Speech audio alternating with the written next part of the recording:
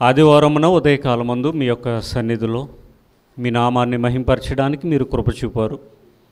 ఉన్నతమైన మీ మాటల ద్వారా మా యొక్క హృదయాలను కూడా తృప్తిపరచమని కోరుతూ ప్రభువును లోకరక్షకుడైన యేసుక్రీస్తు వారికే ఈ ప్రార్థన మనవులు మిక్కిలి వినయంతో ప్రార్థించి బ్రతిమలాడి వేడుకొని ఆడుచున్నాను. ఆమేన్.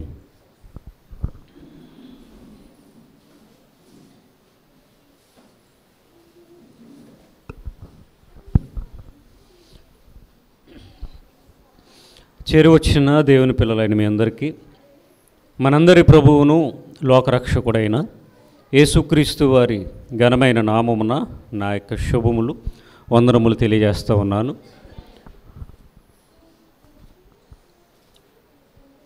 ప్రతి క్షణము మనకు తోడుగా ఉంటూ మనలను అన్ని విధాలుగా కాపాడుతూ సజీవులుగా ఉంచినటువంటి మనందరి దేవుడు లోకరక్షకుడైన యేసుక్రీస్తు వారి ఘనమైన నామమునకే మహిమ కలుగునుగాక. ఆమేన్. మత్తయి సువార్త ధ్యానం 11వ అధ్యాయం 6 వచనాల వరకు గడిచినటువంటి వారంలో మనం ఆలోచన చేసాం. సందర్భాన్ని గుర్తు చేస్తూ ఉన్నాను. బాప్తిస్మిచ్చి యోహాను గారు చెరసాలలోనికి వెళ్ళిపోయారు. ఆ చెరసాలకు వెళ్ళిన తరువాత ఆయన యేసుక్రీస్తు వారిని గూర్చి ఒక డౌటును క్లారిఫై చేసుకోవడానికి తన శిష్యులను పంపించినట్టుగా వారు వచ్చి యోహాను గారితో మాట్లాడి యోహాను గారు ఏదైతే చెప్పారో వాళ్ళకి ఆ విషయాలన్నీ మరలా యేసుక్రీస్తు వారి దగ్గరికి వచ్చి వాటిని గురించి మాట్లాడినప్పుడు ప్రభువారు వారికి ఇచ్చినటువంటి సమాధానాన్ని మరలా వారు తీసుకుని వెళ్ళి యోహానుకు తెలియజేసేటటువంటి సందర్భాన్ని గడిచినటువంటి వారన్న మనం ఆలోచన చేసాం. ఒకసారి 4 నుండి ముందుకు చదువుదాం. యేసు వారిని చూచి మీరు వెళ్ళి విన్న వాటిని కన్న వాటిని యోహానుకు తెలుపుడి. గుడ్డివారు చూపు పొందుచున్నారు, కుంటివారు నడుచుచున్నారు, కుష్ఠరోగులు శుద్ధులగుచున్నారు, చెవిటివారు వినుచున్నారు, చనిపోయిన వారు లేపబడుచున్నారు, బేదలకు సువార్త ప్రకటింపబడుచున్నదే. మరియు నా విషయమై అభ్యంతర పడనివాడు ధన్యుడని ఉత్తరమిచ్చెను. వారు వెళ్ళిపోవచుండగా యేసు యోహానును గూర్చి జనసమూహములతో ఇలాగు చెప్పసాగెను. పైనున్నటువంటి సందర్భాలేమో యోహాను గారి శిష్యులకి వారికి ఆ విషయాలన్నీ చెప్పారు. ఇవన్నీ జరుగుతున్నాయి, వెళ్ళి యోహాను గారికి చెప్పండి అన్నారు. అసలు వాళ్ళు వచ్చింది ఎందుకు? రాబోవాడవు నీవేనా ప్రశ్న. మేము మరి ఒకని కొరకు కనిపెట్టవాలేనా అని అడగడానికి వచ్చారు. ఇప్పుడు ఏం చెప్పాలి? మీరు ఎవరి కొరకు కనిపెట్టక్కర్లొద్దు, నేనే అని చెప్పాలి. చెప్పారా? చెప్పరు. మరి లేదుగా. మరి లేదు అని ఆన్సర్ ఏది ఫిక్స్ అవుదాం? చెప్పలేదు కనుక. చెప్పలేదుగా, ఆన్సర్ చెప్పలేదు కదా ఆయన. చెప్పలేదు కనుక రాబోవాడు ఆయన కదా. అందుకే మీకు చాలాసార్లు చెప్పాను, బైబిల్ అన్నీ రాయరు. దేవుడు మనకేంత ఇచ్చాడుగా తలకాయ. ఇందులో 2 కేజీల మెదడు ఉంటుంది. 2 కేజీలు ఉండదు, కానీ చిన్న మెదడు పెద్ద మెదడు అని 2 మెదళ్ళు ఉంటాయి. వాటికి పని చెప్పామనుకోండి, అక్కడ రాయకపోయినా నీకు అర్థమవుద్ది. గ్రహించమన్నారు. అందుకనే ప్రభువారు వాక్యం చెప్పేసిన తర్వాత శిష్యులకి ఏం చెప్పారు? వాక్య భావాన్ని గ్రహించండి.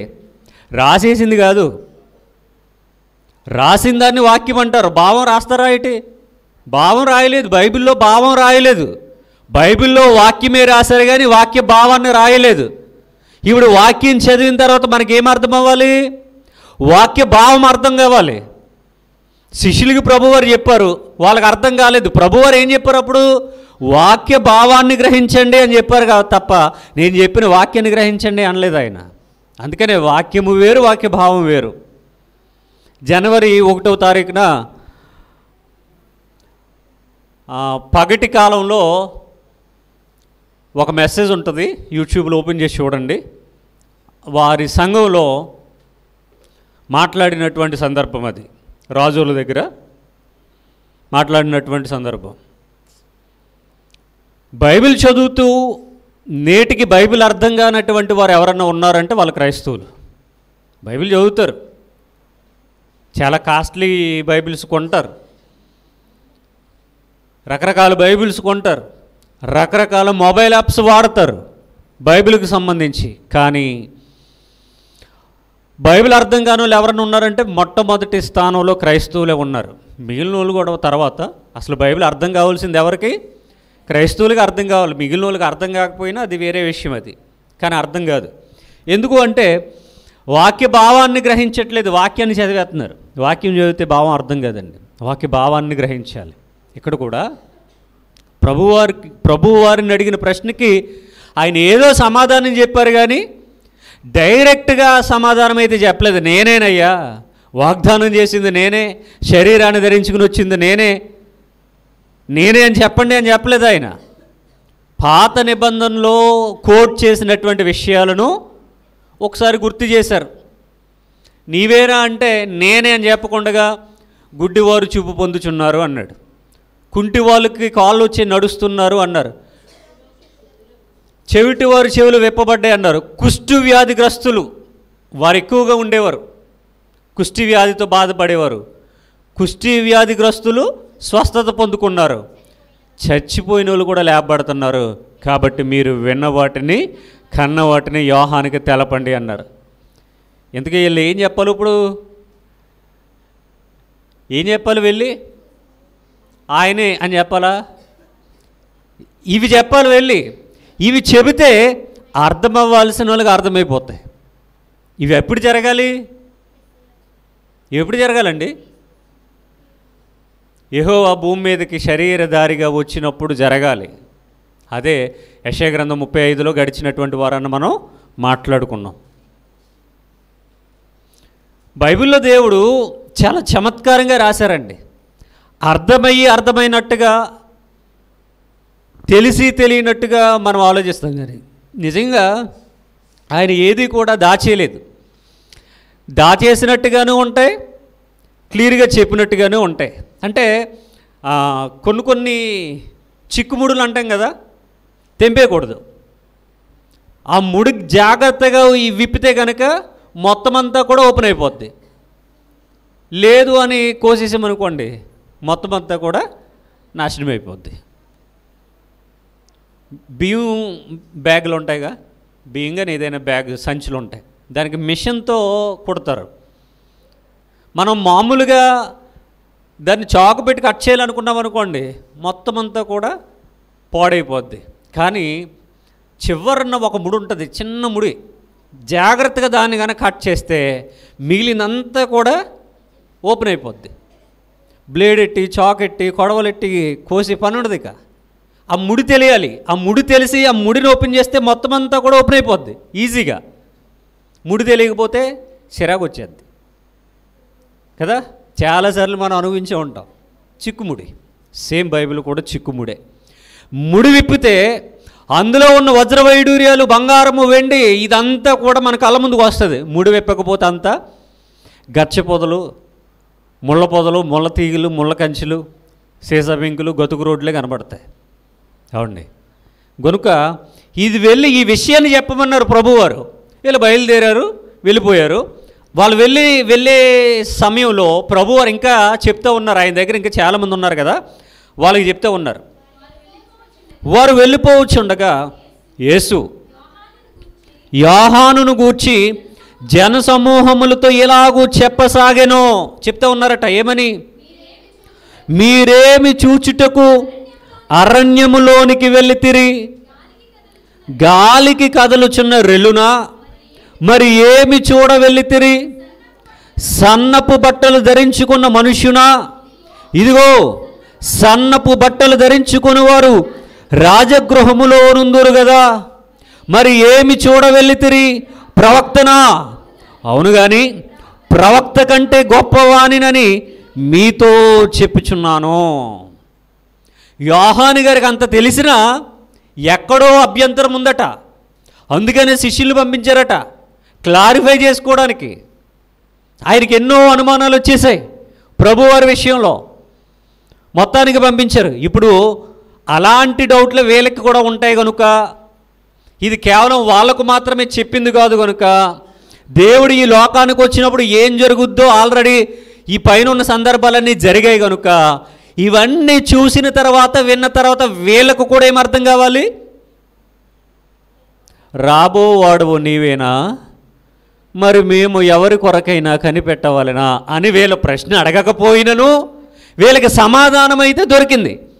కానీ వీళ్ళకి కూడా కొన్ని డౌట్లు ఉన్నాయి కాబట్టి క్లారిఫై చేసుకోవట్లేదు వీళ్ళు. ఇప్పుడు ఏమని అడగాలి తెలుసా? జనసమూహాలన్నీ, ప్రభువా గ్రంథమందు లేదా లేఖనాల్లో మీరు చెప్పినటువంటి వాక్యాలన్నీ కూడా ఈరోజు మీరు చేస్తేనే ఇవన్నీ నెరవేర్చబడ్డాయి, అయితే మరి వస్తానని వాగ్దానం చేసింది మీరేనా అని అడిగారా? అడగాలగా. డౌట్ కనీసం ఇదైనా రావాలిగా. యోహాను గారు అయితే పంపించారు, కొంతమంది శిష్యులు వచ్చారు, వాళ్ళకి ఈయన సమాధానం చెప్పారు, ఇది భుజాన్ని వేసుకుని మోసుకుంటూ వెళ్ళిపోయారు. ఈయన చెప్పింది అక్కడ ప్రజెంటేషన్ ఇవ్వడానికి వెళ్ళిపోయారు. ఈ మాటలేమి సీక్రెట్గా చెప్పలేదే, ఈ జనసమూహాలందరికీ వినపడ్డాయిగా. అదేంటి యోహాను గారు అడిగిన ప్రశ్న ఏంటి, మీరు చెప్పిన సమాధానం ఏంటి? యోహాను గారు శిష్యులు ఏమడిగారు, మీరేం సమాధానం చెప్పారు? వారు ఎందుకు వచ్చారు, మీరెందుకు పంపించారు? అయితే గ్రంథంలో ధర్మశాస్త్రంలో వ్రాయబడి ఇజ్రాయేలీల ప్రజలను రక్షించడానికి వస్తానని దేవుడు వాగ్దానం చేశాడుగా. ఆయన వచ్చినప్పుడు ఇవన్నీ జరుగుతాయి అన్నారుగా. మరి ఇప్పుడు ఇవన్నీ జరుగుతూ ఉన్నాయంటే మీరే కదా వచ్చారు, అసలు మీరెవరు, హూ ఆర్ యూ అని అడిగారా? వీళ్ళు అడగలా.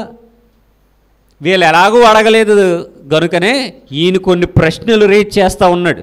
ఏంట్రా ప్రశ్నలట? మీరేమి చూచుటకు అరణ్యంలోనికి వెళ్ళారు అని అడిగారు. మీరు అరణ్యంలో తిరుగుతున్నారు కదా, ఏం చూడడానికి వెళ్ళారు అని అడిగారు. గాలికి కదులుచున్న రెల్లునా, మరి ఏమి చూడ వెళ్ళిద్దరు? మీరు అరణ్యంలోనికి వెళ్ళారు, గాలి వేస్తుంది, అక్కడ ఏ చెట్లు కదులుతూ ఉన్నాయి, ఆ చెట్లు కదలడానికి చూసి వచ్చేయడానికి వెళ్ళారా అని అడుగుతూ ఉన్నాడు. అరణ్యంలో ఇంకేమైనా చూడడానికి వెళ్ళారా అని అడుగుతున్నాడు. ఇంకేమనంటే అర్థం ఏంటి? పరలోకం నుండి దిగి వచ్చిన వాడిని లేదా వాగ్దానం చేసిన వాడిని చూడడానికి వెళ్ళారా మీరు అరణ్యంలోనికి, లేకపోతే అక్కడ చెట్లు ఒకడాన్ని చూసి వచ్చేయడానికి వెళ్ళారా? ఎందుకు వెళ్ళారా అని అడుగుతున్నాడు. ఎందుకు వెళ్ళారు వెళ్ళు? చెట్లు ఒకడం, మొక్కలు ఒకడం, గాలికి అయ్యి కదులుతూ ఉంటే వాటిని చూసి వచ్చేయడానికి వెళ్ళారా? లేదుగా. చూస్తే ఇద్దరిని చూడాలి, చూస్తే ఒక పక్క బాప్తిస్మిచ్చి యోహానైనా చూడాలి, లేకపోతే మరో పక్క యేసునైనా చూడాలి. ఎందుకు వెళ్ళారా అని అడుగుతున్నాడు. అప్పుడప్పుడు పిల్లలు కొన్ని పనులు చెప్పినప్పుడు, అరే నిన్ను ఎందుకు పంపించండిరా, ఎందుకు మర్చిపోయావు నువ్వు, అక్కడ వెళ్ళి నిలబడి వచ్చేయడానికి వెళ్ళావా? చాలామంది పిల్లల్ని షాప్ దగ్గర పంపామనుకోండి, డబ్బులు ఇచ్చి డబ్బులు పట్టుకుంటారు, జేబులో పెట్టుకుంటారు, పాటలు పాడుకుంటూ సైకిల్ తొక్కుంటూ వెళ్తారు. షాప్ దగ్గరికి వెళ్ళిన తర్వాత అంతా మర్చిపోతారు. వెళ్ళిన తర్వాత షాప్ అడుగుతాడు, ఎరా ఎందుకు వచ్చేవరా అంటే మా అమ్మ పంపింది అంటాడు, లేదా మా నాన్న పంపాడు అంటాడు. అదే ఎందుకురా అంటే మర్చిపోయినని తలకొక్కుంటాడు, మళ్ళీ ఇంటికి వస్తాడు. ఇంటికి వచ్చిన తర్వాత తల్లిదండ్రులు ఏమంటారు, ఊరు ఎందుకు పంపండిరా, షాపును చూసి రావడానికి పంపించానా, అక్కడ వెళ్ళి నిలబడి వచ్చేయడానికి పంపించానా, ఎందుకు వెళ్ళావురా, ఏం చెప్పండిరా అని అడుగుతారు. మర్చిపోయిన మమ్మీ అంటాడు. అలా ఉంది వీళ్ళ పరిస్థితి కూడా. ఇన్ని కార్యక్రమాలు జరుగుతూ ఉన్నాయంటే ఖచ్చితంగా డౌట్ రావాలా వద్దా వీళ్ళకి? మరి ఇంకా ధర్మశాస్త్రాన్ని ఏం పఠించారు వీళ్ళంతా, ఏం చదివేశారు, ఏం గ్రహించారు? అలా జరిగిపోతున్నాయి, వీళ్ళు అలాగే వెళ్ళిపోతున్నారు అంతే. అవన్నీ అలా జరిగిపోతూ ఉన్నాయి. ఆయన ఏదో చేస్తూ ఉన్నాడు మొత్తం మీద. ఒకరోజు అద్భుతం జరిగింది, ఇంకో రోజు మహత్కార్యం జరిగింది, ఒకరోజు చచ్చిపోయినోడు లేచాడు, ఇంకోడు కుంటోడు కాళ్ళు వచ్చాయి, గుడ్డోడు కళ్ళు వచ్చి, ఇవన్నీ జరుగుతూ ఉంటే అన్నీ చూస్తున్నారు, హ్యాపీగా అందరూ మాట్లాడుకుంటున్నారు. కానీ అసలు ఆయన ఎవరో మాత్రం గాలికి వదిలేశారు. అవునండి, అందుకనే మీరు ఏమి చూడ వెళ్ళితే గాలికి కదులుచుండే రెల్లును చూడడానికి వెళ్ళారా, ఇంక దేన్ని చూడడానికి వెళ్ళారా మీరు అని అడుగుతున్నాడు ఆయన. మరి ఏమి చూడ వెళ్ళితే? ఇంకో ప్రశ్న అడుగుతూ ఉన్నాడు మరలా, సన్నపు బట్టలు ధరించుకుని మనుష్యుని చూడడానికి వెళ్ళారా? సన్నపు బట్టలు ధరించుకున్న మనుష్యున్నా అని అడుగుతూ ఉన్నాడు ప్రశ్న. ఏం చూడడానికి వెళ్ళారు? హీరోని చూడడానికి వెళ్ళారా, హీరోయిన్ చూడడానికి వెళ్ళారా? ఎందుకు వెళ్ళారు, ఎక్కడికి వెళ్ళారు, ఏంటి అసలు మీరు వెళ్ళిన కారణం ఏంటని అడిగాడు. ఇదిగో సన్నపు బట్టలు ధరించుకుని వారు రాజగృహాల్లో ఉంటారు కానీ అరణ్యాలు ఎందుకు తిరుగుతారు రా బడుద్దా ఇల్లారా అన్నాడు మళ్ళీ. సన్నపు బట్టలు ధరించుకున్న వాళ్ళు ఎక్కడ ఉంటారట? రాజుగారి కోటలో ఉంటారు, రాజుగారి ఇంట్లో ఉంటారు. కానీ ఆ పొలాలంట, చెట్లంట, పుట్లంట, రోడ్ల మీద అరణ్యాలు ఎందుకు తిరుగుతాడు రాజుగారు వచ్చి? కాబట్టి మీరు అరణ్యానికి ఎందుకు వెళ్ళారు? ఎవరినో సెలబ్రిటీని చూడడానికి వెళ్ళారా? ఆ సెలబ్రిటీ ఎక్కడో అక్కడే ఉంటాడు కానీ ఇక్కడ ఎందుకు తిరుగుతాడు రా అని అడుగుతూ, మరి ఏమి చూడ వెళ్ళారు, ఇంకెందుకు వెళ్ళారు, ఎవరిని చూడడానికి వెళ్ళారు అని అడుగుతూ, ప్రవక్తనా? అవును కానీ ప్రవక్త కంటే గొప్పవానినని మీతో చెప్పుచున్నాను. ఒకవేళ లేదు ప్రభువా మేము ప్రవక్తను చూడడానికి వెళ్ళామంటే, అరే ప్రవక్త కంటే గొప్పవాడు ఇక్కడ ఉన్నాడు రా అంటున్నాడు. ఏడి ప్రభువా, ఏడి? ప్రవక్త కంటే గొప్పవాడు ఇక్కడ ఉన్నాడట. ప్రవక్త కంటే గొప్పవాడు ఇక్కడ ఉన్నాడు అనే సందర్భంలో ఎవరా ప్రవక్త? మరి ఆ ప్రవక్త ఎవరు? ప్రవక్త కంటే గొప్పవాడు ఇక్కడ ఉన్నారని చెప్పారు కదా. ఎవరైనా? యోహాను గురించా? యోహాను గారు చెరసల్లో ఉన్నారు, ఆయన కోసం ఆయన చెప్పుకున్నాడు. ప్రవక్త కంటే గొప్పవాడు ఇక్కడ ఉన్నాడట, ఆయనే ప్రభువారు.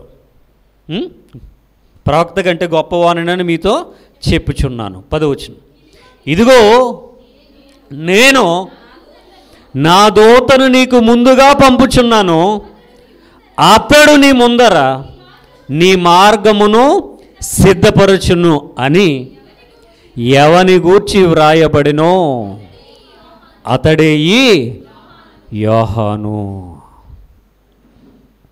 యోహాను గారి గురించి చెప్తూ, ఇదిగో నేను నా దూతను నీకు ముందుగా పంపుచున్నాను, అతడు నీ ముందర నీ మార్గమును సిద్ధపరచును అని ఎవరి గూర్చి వ్రాయబడినో అతడే యోహాను.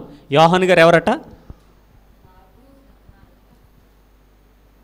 యోహాను గారు ఎవరు?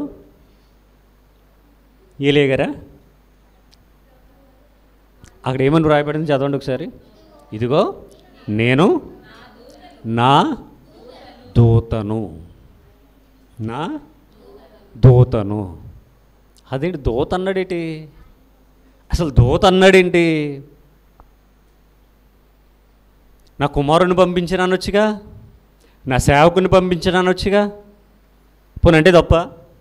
నా సేవకుని పంపించాను, నా ముందర నా మార్గాన్ని సిద్ధపరచడానికి నా సేవకుని పంపించాను అంటే తప్ప? తప్పు కాదుగా. పోనీ నా కుమారుణ్ణే పంపించుకున్నాను, ఎందుకంటే సర్వమానవాళికి తండ్రి దేవుడే కదా, కాబట్టి నా కుమారుని పంపించుకున్నాను అంటే తప్ప? చెప్పండి, తప్ప కాదు కదా. యోహాను గారేమి చెడ్డ వ్యక్తిమి కాదు కదా. మరి దూతనని ఎందుకన్నాడు? దూతనని ఎందుకన్నాడు అంటే, దూత అంటే తెలుగులో మధ్యవర్తి అనే అర్థం వస్తుంది, కానీ మధ్యవర్తి అనే అర్థం వస్తుంది, కానీ దూతనే పంపించారట. మీకు ఇంకా క్వశ్చన్ స్ట్రైక్ అవ్వలేదు. దూతనే అని అనడానికి కారణం ఏంటో తెలుసా? మనుషులందరూ దేవుని దూతలు. ఈ పర్టిక్యులర్ సందర్భాన్ని మనుషులందరూ దేవుని దూతలా అనే సందర్భం వేరేగా మాట్లాడతా, వెరీ వండర్ఫుల్ సబ్జెక్ట్ అది. అసలు మనుషులు ఎవరు? మనుషులంతా ఎవరు? ఈ మనుషులు దేవుడు చేయడానికి గల కారణం ఏంటి? ఈ మనుషులు పుట్టుక ఎక్కడిది? ఎక్కడి వారు? ఎక్కడ నుండి వచ్చారు? ఎందుకు వచ్చారు? అసలు వీళ్ళు మనుషులుగా ఈ భూమి మీద బ్రతుకుతూ ఉన్న మనుషులు మనుషులా కాదా అనే సందర్భాలన్నీ కూడా ఒక వండర్ఫుల్ సబ్జెక్ట్ ఉంది, అప్పుడు మాట్లాడతా. దానికి ముందు హింట్గానే ఈ వాక్యం ఉంది. యోహాను గారు ఎవరట? దూతట. దూత. ఏం దూతో ఆ దూత సంగతులేంటో. యోహాను గారైన దూత, మిగిలిన వాళ్ళు కూడా దూతలా? ఏం దూతలు? మంచి దూతలా, చెడ్డ దూతలా? ఈ దూతల సంగతి మాట్లాడతా. మొత్తానికి యోహాను గారు ఎవరట? ఇదిగో నేను నా దూతను నీకు ముందుగా పంపుచున్నాను. ఆ దూత ఎవరట? నీ ముందర నీ మార్గాన్ని సిద్ధపరుస్తాడట. నీ ముందర నీ మార్గాన్ని సిద్ధపరుస్తాడు అని ఎవరిని గురించి వ్రాయబడిందంటే దూతను గురించి వ్రాయబడింది. ఆ దూత ఎవరటే? ఎవరిని గురించి వ్రాయబడిందో అతడే యోహాను. ఈ యోహాను ఏ యోహాను? బాప్తిస్మిచ్చి యోహాను. ఏ యోహాను? చెరసాల్లో ఉన్న యోహాను. ఏ యోహాను? సమాచారాన్ని పంపించినటువంటి యోహాను. ఈయన గురించి వ్రాయబడిందట. ఎక్కడ వ్రాయబడింది? యెషయా గ్రంథంలోను మలాకీ గ్రంథంలోను వ్రాయబడినటువంటి సందర్భాలు మనకు తెలుసు. ఇప్పుడు మలాకీ గ్రంథంలోనే 3వ అధ్యాయానికి వెళ్దాం ఒకసారి. ముందే, మత్తయికి ముందే కదా. 3వ అధ్యాయం 1వ వచనం. ఇదిగో నాకు ముందుగా మార్గము సిద్ధపరచుటకై నేను నా దూతను పంపుచున్నాను. మీరు వెతుకుచున్న ప్రభువు అనగా మీరు కోరు నిబంధన దూత తన ఆలయమునకు హఠాత్తుగా వచ్చును. ఇదిగో ఆయన వచ్చుచున్నాడని సైన్యములకు అధిపతియగు యెహోవా సెలవిచ్చుచున్నాడు. నాకు ముందుగా మార్గము సిద్ధపరచడానికి. ఎవరికి మార్గం సిద్ధపరచడానికి? యేసుకు మార్గం సిద్ధపరచడానిక? యెహోవాకు రాజమార్గము సిద్ధపరచడానికని యెషయా గ్రంథంలో మనం చదువుకున్నాం. చదివామా? యెషయా గ్రంథంలో మనం చదువుకున్నాం. మలాకీ గ్రంథం 4వ అధ్యాయంలో కూడా అనేకమైన విషయాలు మనం విన్నాం.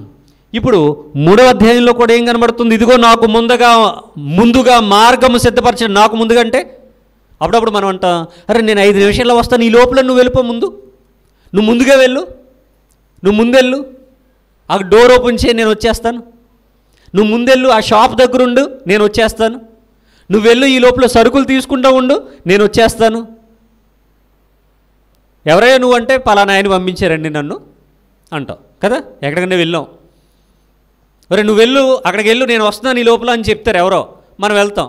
వెళ్ళిన తర్వాత ఎవరయ్యా నువ్వు అంటే, ఇదిగోండి పలానా ఆయన పంపించారు. సరే కూర్చోండి, వచ్చేస్తారు ఆయన, కూర్చోండి ఉండండి అంటారు. ఈయన వెళ్ళిన ఆయన ఎవరంటే ముందుగా వెళ్ళాడు. ఆయన పంపిస్తేనే వెళ్ళారు, ఆయన వెళ్ళమంటేనే వెళ్ళారు, ఆయన కోసమే వెళ్ళారు, ఆయన పని చేయడానికే వెళ్ళారు. నాకు ముందుగా మార్గము సిద్ధపరచడానికి ఒక దూతను పంపిస్తున్నాడటండి. ఇక్కడ చదివాం కదా, నేను నా దూతను పంపుచున్నాను, నేను నా దూతను పంపుచున్నాను. ఆ దూత ఎవరు? ప్రశ్న వినాలి, చదివేకండి అన్నీ, ముందు వినాలి, ప్రశ్న వినండి. ఆ దూత ఎవరని అడిగాను. ఆ దూత ఎవరని చెప్పారు ప్రభువారు? ఈ యోహాను అని చెప్పారు. నాకు ముందుగా మార్గం సిద్ధపరిచే దూత ఈ యోహాను అని చెప్పారు. అంటే యోహాను గారు దూత అని చదువుకున్నాం. ఆ యోహాను గారు ఏలి ఆత్మ కలిగిన వాడని కూడా చదువుకున్నాం. మలాకీ గ్రంథం 4వ అధ్యాయంలో ఆ వివరణ అంతా మనం చదువుకున్నాం. యెషయా గ్రంథంలో కూడా చదువుకున్నాం. ఇక్కడ ఏదైతే మత్తయిలో ప్రభువైన యేసుక్రీస్తు వారు తన నోటితో ఏ వాక్యానైతే పలికారో ఆ పలకబడినటువంటి వాక్యం మలాకీలో వ్రాయబడినటువంటి సందర్భం వ్రాయబడినట్టు అని చదివాం కదా. అక్కడ వ్రాయబడినట్టు నాకు ముందుగా మార్గం సిద్ధపరచండి. నాకు ముందుగా అంటే ఎవరికి ముందుగా? యేసుకు ముందుగా కాదు, యెహోవాకు మార్గం సిద్ధపరచడానికి, యెహోవాకు అరణ్యములో రాజమార్గమును సరళం చేయడానికి పంపబడిన వాడే యోహాను. అంటే ఏలియా వచ్చాడు, యోహానుగా వచ్చాడు, యెహోవా కొరకు వచ్చాడు, యెహోవాకు మార్గము సిద్ధపరచడానికి వచ్చాడు. వచ్చిన తర్వాత యేసు కోసమని చెప్పాడు. అందుకనే వాక్య భావాన్ని గ్రహించాలి. యెషయాలో ఏమని చెప్పారు? యెహోవాకు మార్గం అన్నారు. మరి కొత్త నిబంధనకు వచ్చిన తర్వాత యేసుకు మార్గం అంటే రైటా రాంగ్? అది రాంగ్ అని చెప్పాలి. ఎందుకని? అక్కడ యెహోవా అని చెప్పిన తర్వాత ఇక్కడ కూడా యెహోవాకు రాజమార్గం సిద్ధపరచడానికనే ఉండాలి తప్ప యేసుకు మార్గం అంటే మరి వాక్యం తప్పు అయిపోద్దిగా. వాక్యంలో తప్పులు ఉండవు, మనం అర్థం చేసుకోవడంలోనే ఎక్కడో ఒక చిన్న మిస్టేక్ ఉంటుంది, ఒక లాజిక్ ఉంటుంది, ఒక చిక్కుముడు ఉంటుంది. అది కనుక తెలియకపోతే అపార్థమే అవుతుంది. ఎవరన్నా ఆలోచించాలిగా. పాత నిబంధనలో మలాకీ గ్రంథంలో 3వ అధ్యాయంలో 4వ అధ్యాయంలో యెషయా గ్రంథంలో బాప్తిస్మిచ్చి యోహాను గారు యెహోవాకు రాజమార్గం సిద్ధపరచడానికి రావాలి అన్నది ప్రవచనం అయితే, రావాలి మార్గం సిద్ధపరచాలి అన్నది ప్రవచనం అయితే, ఆయన పట్ల జరిగిస్తేనే ప్రవచనానికి నెరవేర్పు అవుతుంది తప్ప మరి ఒకరి విషయంలో జరిగిస్తే ప్రవచనానికి నెరవేర్పు అవుతుందా? ఎట్టి పరిస్థితుల్లో కూడా అవదు. ప్రవచనం అనేది ఎవరి విషయంలో వ్రాయబడిందో వారి విషయంలోనూ నెరవేర్చబడితేనే ప్రవచనం కదా. కన్యక గర్భవతి కుమారుని కనును అన్నది ప్రవచనం. మరియ గారు యోసేపు గారు పెళ్లి చేసుకుని సంసారం చేసి 2-3 సంవత్సరాలకు కొడుకునో కూతురునో కన్న తర్వాత అప్పుడు పుట్టాడు అనుకోండి యేసు, ప్రవచనానికి నెరవేర్పు అవుతుందా? అవుతుగా. అది ప్రవచనానికి నెరవేర్పు కాదు. కన్యకంటే కన్యకే కనాలి. కన్యకంటే పురుషుణ్ణి ఎరగనిది, వివాహం కాలేదు. కన్యకంటే కన్యక కంటేనే ప్రవచనం నెరవేర్పు. పెళ్లి చేసుకుని 2-3 ఏళ్ళు సంసారాన్ని జరిగించిన తర్వాత వాళ్ళకు ఒక బిడ్డ 2 పిల్లలు పుట్టిన తర్వాత అప్పుడు యేసు పుట్టాడు అనుకోండి, ఆ ప్రవచనం నెరవేరిపోతుందా? అవుదుగా. అందుకనే అక్కడ యెహోవాకు మార్గం సిద్ధపరచడం అనేది కొత్త నిబంధనలు కూడా ఏమైనా ఉండాలి తెలుసా? యెహోవాకు మార్గం సిద్ధపరచడం అనే ఉండాలి. మరి యేసుకు మార్గం సిద్ధపరచడం అని ఉందేంటి? అప్పుడు మనం అర్థం చేసుకోవాల్సింది ఏంటంటే, యెహోవా అంటే ఆత్మస్వరూపి కదా. ఆత్మస్వరూపి తాను శరీరధారిగా ఈ లోకానికి వచ్చి ఆయన జరిగించే కార్యక్రమం అనేది ఒకటి ఉంది కనుక దాని నిమిత్తం ఆయన శరీరాన్ని ధరించుకుని ఈ లోకానికి వచ్చారు. దానికోసమే యోహాను గారు మార్గం సరళం చేయడానికి భూమి మీదకి వచ్చారు అని మనం అర్థం చేసుకోవాలి. అది అర్థం కాలేదనుకోండి, 2 దేవుళ్ళు వస్తారు, అంతే కదా.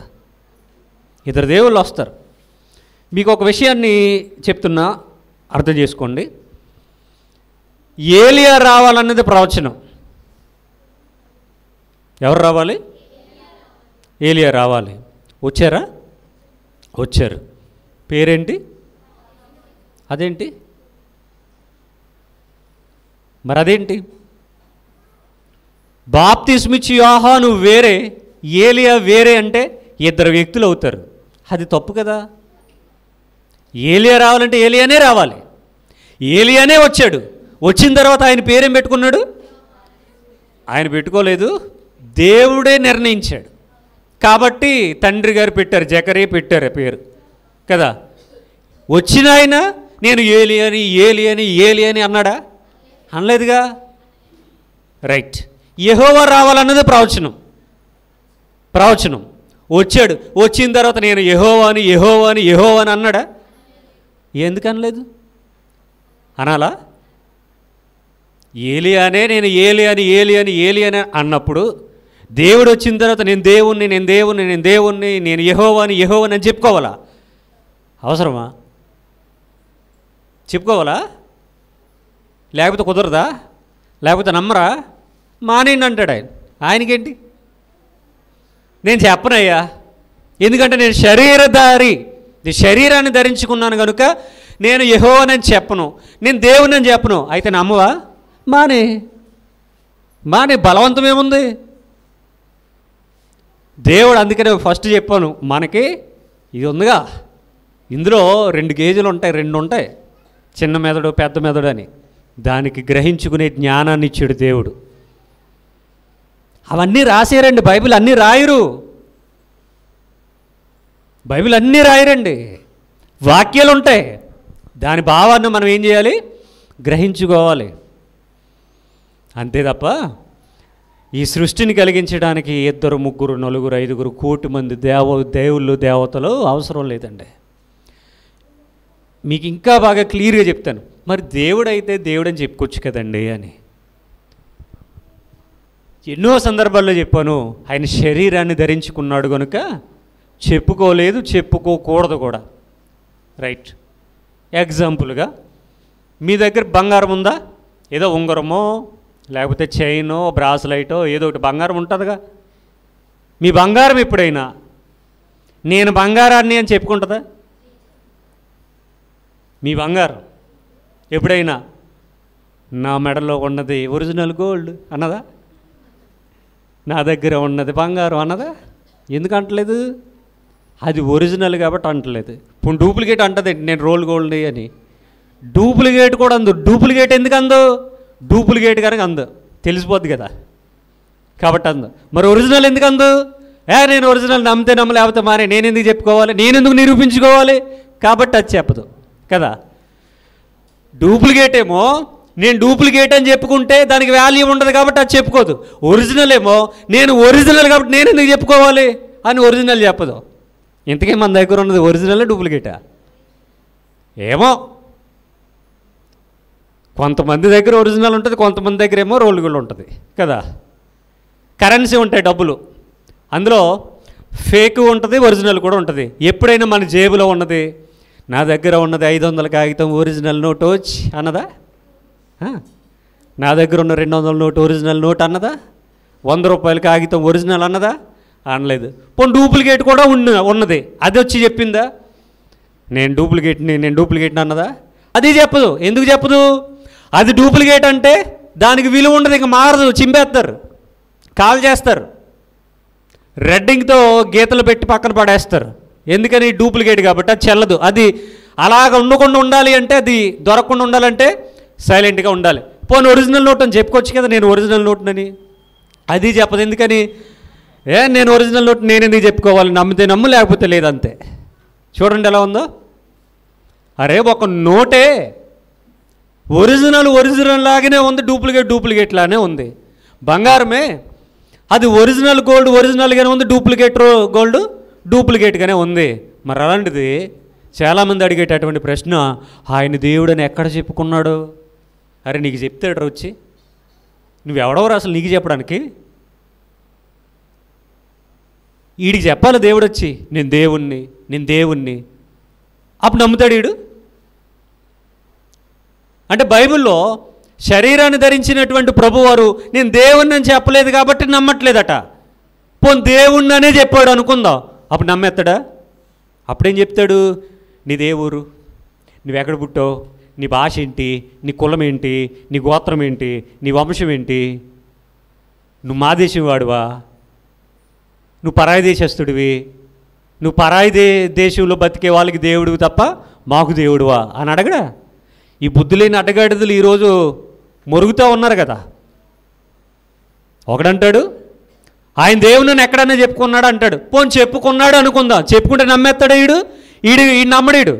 మరి నమ్మకపోయినా ఎందుకు అడుగుతాడు అంటే ఏదో ఒక రకంగా ఇబ్బంది పెట్టాలనే కానీ వాడి ఉద్దేశం నమ్మడానికి కాదు. ఆ రోజు కూడా శాస్త్రులు, పరిసయ్యులు, సద్దూకయ్యులు, ధర్మశాస్త్రోపదేశకులు, పెద్దలు, చిన్నలు వీళ్ళందరూ వెళ్ళేవారు. ఎందుకు? ప్రశ్న అడగడానికి, శోధించడానికి. ఏ ప్రశ్న అడిగి సమాధానం తెలుసుకోవడానికా, జ్ఞానాన్ని నేర్చుకోవడానికా, సత్యాన్ని గ్రహించడానికా? కాదు, శోధించడానికి. ఏంటి శోధన అంటే? ఇప్పుడు దొరికాడురా, ఇప్పుడు ఈ ప్రశ్నకి ఏదైనా సమాధానం చెప్పాలా, మన రెడ్ హ్యాండెడ్గా పట్టుకోవాలా, ఈడుసుకుని తీసుకుని వెళ్ళిపోవాలా, కొట్టేయాలి, చంపేయాలి, అంతే తప్ప ప్రశ్న అడిగి సమాధానం తెలుసుకోవడానికా వెళ్ళు. ఈరోజు కూడా అంతే. యేసుక్రీస్తు నేను దేవుని ఎక్కడన్నా చెప్పుకున్నాడా అని అడుగుతారు. సర్లే చెప్పుకున్నా లేదా నేను చెప్తాను రారా బైబిల్ పట్టుకుని కూర్చోరంటే విండో. ఏ వాక్యం చెప్పినా దానికి ఏదో అడ్డగోలు వాదన చేస్తాడు. మరి ముందేమడిగాడు? బైబిల్ ఉంటే నమ్మేస్తానన్నాడు, చెబితే వినేస్తానన్నాడు, చూపిస్తే నమ్మేస్తానన్నాడు. రారా వినరా చూడరా అని ఇప్పుడు రెఫరెన్స్లు చూపిస్తే ఏమంటాడు? మరలా ఇది అది కాదు అంటాడు. మరి ఇంకేం కావాలరా నీకు అంటే నువ్వు వినవు. ఇంకొకటి అంటాడు అసలు ఆయన దేవుడు కదా అంటాడు. ఇంకొకటి అంటాడు ఈ దేశానికి ఆయనకి సంబంధం లేదంటాడు. మరి వీళ్ళు ఎవరెంతకని? వీళ్ళు ఏదో అడిగి తెలుసుకుని నేర్చుకుని మారే బ్రతుకులు కాదు వీళ్ళవే, చెబితే వినే రకాలు కాదు ఇవి. కావండి, సత్యం ఇంకెన్నిసార్లు చెప్పాలి, ఎన్ని ప్రసంగాలు చేయాలి, ఎన్ని 100 సార్లు మాట్లాడాలి సత్యం గురించి? అసలు బైబిల్లో వ్రాయబడిందేమో నమ్మేశారా? ఏమండి, అందులో ఉన్నటువంటి సత్యాన్ని గ్రహించమంటేనేమో నొప్ప. మరి ఏం చేయాలండి ఇలాంటి మనుషుల్ని? దేవునికి మార్గం సిద్ధపరచడానికి దూతను పంపించాడట. అంటే యోహాను గారు ఎవరు? దూత. ఏలియా గారు ఎవరు? దూతేనా? మరి నువ్వెవరు మరి? ఏమో మాకేం తెలుసండి, చెప్తా. ఇదిగో నాకు ముందుగా మార్గము సిద్ధపరచుడిగా నేను నా దూతను పంపుచున్నాను యెహోవా చెప్తా ఉన్నాడు. ఏమండి, అదే వాక్యాన్ని ఇప్పుడు ఎవరు చెప్పారు? యేసువారు చెప్పారు. అదేంటి యెహోవా చెప్పిన మాట యేసు ఎందుకు చెప్పాలి? పాత నిబంధనలో ఉన్నటువంటి ఏలియా క్రొత్త నిబంధనలో యోహానుగా జన్మించి నేను ఏలియానని చెప్పాడా? చెప్పలేదు. రాత్రి విన్నాం కదా, ఎవరు చెప్పారు? యేసువారు చెప్పారు తప్ప యోహాను చెప్పలేదు. నేను ఏలియాని అని ఎప్పుడు చెప్పుకోలేదు ఆయన. యేసువారు చెప్పారు, ఈయన యోహానయ్యా, యోహాన్ ఎవరు అనుకుంటున్నావు, ఏలియా అని చెప్పారు. ఈయన చూపించి ఏలియా అని యేసువారు చెప్పారు, కానీ యోహాన్ గారు ఎప్పుడు నేను ఏలియానని చెప్పలేదు. అలాగే పాత నిబంధనలో ఉన్నటువంటి దేవుడు యెహోవా క్రొత్త నిబంధనలో యేసుగా ఈ లోకానికి వచ్చినప్పుడు ఏం చెప్పుకోలేదు తెలుసా? నేనే దేవుణ్ణి, నేనే యెహోవానని చెప్పుకోలేదు. అంటే చెప్పుకోనంత మాత్రాన దేవుడు కదా.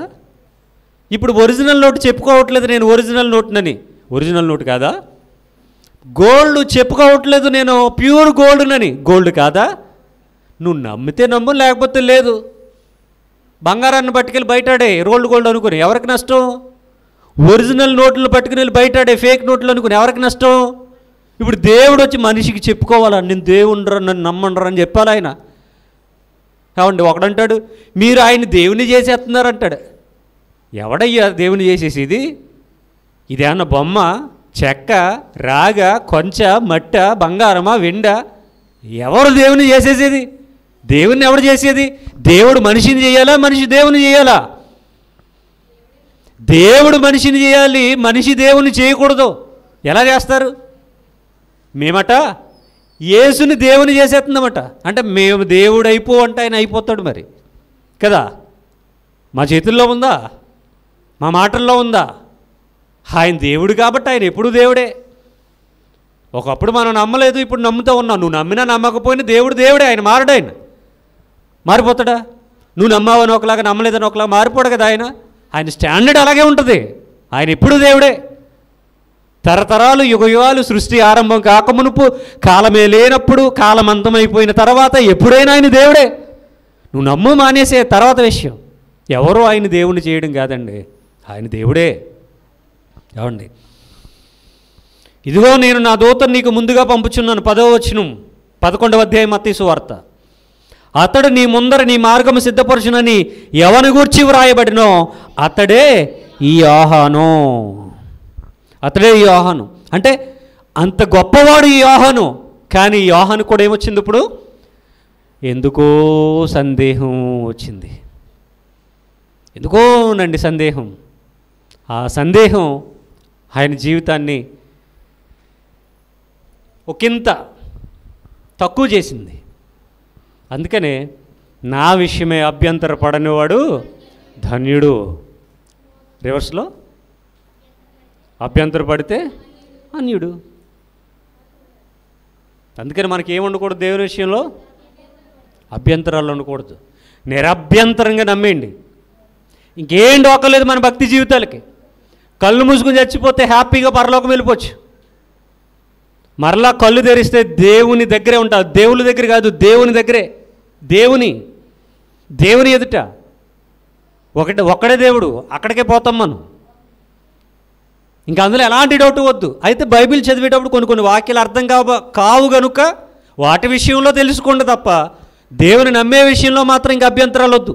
ఒకటే దేవుడు, ఒకటే జీవితం, ఒకటే బాప్తిసం, ఒకటే రక్షణ, ఒకటే నిరీక్షణ, ఒకటే విశ్వాసం, ఒకటే ఆత్మ, అంతా ఒకటే. ఏమండి, ఆ ఒక్కడే ప్రభు అయిన యేసుక్రీస్తు వారు. ఇంకా ఆయన తప్ప ఇంకేం లేదండి. అసలు ఈ బైబిల్ అంతా వ్రాయబడింది ఆయన కోసమే. మనకు తెలియక బుర్రగొక్కుంటాం తప్ప. ఏమండి, బైబిల్ వ్రాయబడిందంతా ఆయన కోసమేనండి. అందుకనే చెప్పారు ఏమని? ప్రవక్తల గ్రంథాలు, కీర్తనల గ్రంథం, ధర్మశాస్త్రం నా కోసమే రాశారని చెప్పారండి ఆయన. అంటే ఆది కాండం మొదలుకొని మలాకీ గ్రంథం వరకు పాత నిబంధన గ్రంథంలో ప్రతి పుస్తకము కూడా ప్రభు యేసుక్రీస్తు వారి గురించి తెలియజేస్తూ ఉంది. మనం జాగ్రత్తగా చదవాలంతే. నన్ను వెతికితే నేను దొరుకుతానన్నాడు. వెతకలట మనం. ఒక వస్తువును పోగొట్టుకుంటే ఎలాగ వెతుకుతాం? మన వస్తువు పడిపోతే ఎలాగా దొరికేంత వరకు వెతుకుతాం? మనది ఏదైనా తప్పిపోతే దానికోసం ఎలాగ దొరికేంత వరకు వెతుకుతాం? అలాగే వాక్యాన్ని కూడా మనం వెతకాలి. కొంత అచ్చట కొంత ఇచ్చట యెహోవా వాక్యం మీకు వచ్చును. అంతేకాదు, కొంతే. ఆ కొంతలోనే ఏముంటాయంటే వజ్రాలు ఉంటాయి, వైడూర్యాలు ఉంటాయి, బంగారం ఉంటుంది, వెండి ఉంటుంది, రత్నరాసులు ఉంటాయి. వాటిని వెతికి పట్టుకోవాలి. మిగిలిందంతా ఏమండి, కోతలు కోసిన తర్వాత ధాన్యాన్ని ఎగరబెడతారుగా, పొట్టు ధాన్యపు గింజలు సెపరేట్ అయిపోతాయి. మనకేం కావాలి అప్పుడు? ధాన్యం కావాలి. పొట్టుని ఆ చేలో పడేసి కాల్చేస్తాం. బైబిల్లో వాక్యాలు కూడా నిన్ను పరలోకానికి తీసుకెళ్లే వాక్యాలను వెతకాలి. వెతికితే అవి దొరుకుతాయి. ఆ దొరికిన వాటిని మనం యాక్సెప్ట్ చేయాలి. అలాగ మన భక్తి జీవితాన్ని ముందుకు తీసుకుని వెళ్ళాలి. గనుక ఈ 10వ వచనంలో ప్రభువారు చెప్తూ ఉన్నారు, యోహాను ఒక దూత. ఆ దూత గురించి ముందుగానే ప్రవక్తలు రాశారు. ఈ యోహాను అనేటటువంటి ఆయన కూడా ఏలియా ఆత్మను కలిగినటువంటి వాడని మనకు ఎన్నో వాక్యాలు మనం విన్నాం. 10వ వచనం వరకు టిక్ పెట్టుకోండి. ఇంకా చాలా సందర్భాలు ఉన్నాయి, లోతైన విషయాలు ఉన్నాయి. వచ్చే వారం ఇంకా అద్భుతమైన విషయాన్ని మీకు తెలియజేస్తాను. జాగ్రత్తగా మిగిలినటువంటి సందర్భాలను చదువుకుని రండి. చదివేయటమే కాకుండా ఆలోచించండి. మీ వంతుగా వాక్యాన్ని ఏ విధంగా అర్థం చేసుకోవాలో ప్రయత్నం చేయండి. అలాగా ఎన్నో వాక్యాలు మీరు పరిశోధించి ముత్యాల్లాంటి వాక్యాలు వెతికి పట్టుకుంటే పరలోక మార్గం సులువైపోతుంది. అటు ధన్యత దేవుడు మనందరికీ అనుగ్రహించాలని కోరుతూ నా మాటలు ముగిస్తూ ఉన్నాను. ప్రార్థన చేసుకుందాం. సర్వోన్నతుడువు మహోన్నతుడు అయిన దేవా, యేసయ్యా, మీ ఘనమైన నామమును బట్టి వందనాలు తండ్రి. మీ గ్రంథంలో మీరు రాసినటువంటి మాటలు ఆలోచిస్తూ ఉంటే ఎంతో ఆశ్చర్యగొలిపేటటువంటి సంగతులు మా కళ్ళ ముందుకు వచ్చాయి. ఎంతో అబ్బురపరుస్తూ ఉన్నాయి నాయన, ఆశ్చర్యగొలుపుతూ ఉన్నాయి. ఎన్నో మార్లు చదివినప్పటికీ వాక్యభావము తెలియనటువంటి పరిస్థితి. ఈరోజు వాక్యభావం నాయన మేము గ్రహిస్తూ ఉంటే ఎంతో అద్భుతంగా నాయన మాకు మీ మాటలు అర్థమవుతూ ఉన్నాయి తండ్రి. ఈ వాక్యాలు మీ చెంతకు చేరడానికి, మీకు మరింత దగ్గర అవడానికి నాయన మీరే కృప చూపండి. వాక్యానుసారమైన భక్తి జీవితాలు మాకు దయచేయండి. మీ కృపా కాపుదలలో మమ్మల్ని ముందుకు నడిపించమని, వాక్యములు స్థిరులుగా విశ్వాసంలో నిలకడగా తండ్రి ముందుకు నడిపించమని కోరుతూ, ప్రభువును లోకరక్షకుడైనటువంటి యేసుక్రీస్తు వారికే ఈ ప్రార్థన మనవులు మిక్కిలి వినయంతో ప్రార్థించి బ్రతిమలాడి వేడుకొని ఆడుచున్నాను. ఆమేన్. అందరికీ వందనాలండి.